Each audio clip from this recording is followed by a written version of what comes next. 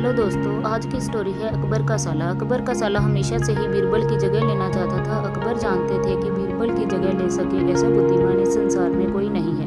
फिर भी जोरू के भाई को वे सीधी ना नहीं बोल सकते थे। ऐसा करके वे अपनी लाडली बेगम की बीरू की मोल नहीं लेना चाहते थे। इसीलिए उन्होंने अपने साले साहब को एक कोले से भरी बोरी दे दी और कहा कि जाओ और इसे हमारे राज्य के सबसे मक्कार और लालची सेठ दमड़ी लाल को बेच कर दिखाओ।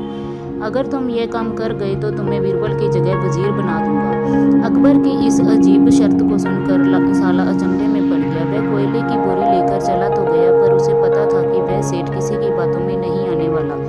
ऊपर से वह उल्टा उसे ही चूना लगा देगा। हुआ भी यही। सेठ दमड़ीलाल ने कोयले की बोरी के बदले एक ढेला भी देने से इनकार कर दिया। साला अपना समूह लेकर महल वापस लौट आया और कहा और अपनी हार स्वीकार कर ली। अब अकबर ने वही काम बीरबल को दिया। बीरबल कुछ सोचे और बोले कि सेठ दमड़ीलाल जैसे मक्कार और लालची सेठ को यह कोयले की बोरी क्या मैं सिर्फ कोयले का एक टुकड़ा ही 10,000 रुपये में बेच आऊँगा। यह बोलकर वह तुरंत वहाँ से रवाना हो गए। सबसे पहले उसने एक दर्जी के पास जाकर एक मखमली कुर्ता सिलवाया, हीरे मोती वाली मालाएं गले में डाली, महंगी जूती पहनी और कोयले को बारीक सुरमे जैसे पिसवा लिया।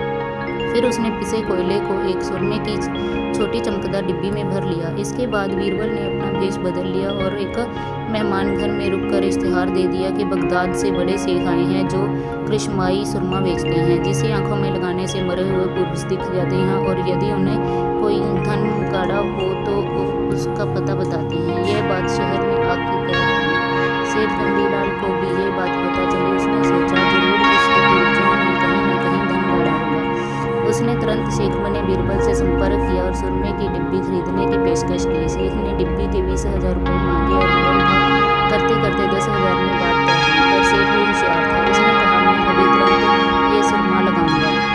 बीरबल बोला बिल्कुल आप ऐसा कर सकते हैं, चलिए शहर के चौराहे पर चलिए और वहाँ उसे जांच लीजिए। सुरमे का चमत्कार देखने के लिए भीड़ इकट्ठा हो गई। तब बीरबल ने ऊंची आवाज में कहा ये सेठ अभी ये चमत्कारी सुरमा लगाएंगे और अगर ये उन्हीं की औलाद हैं तो जिन्हें ये अपना माँ बाप समझते हैं तो उन्हें अपने पूर्वज दिखाई देंगे।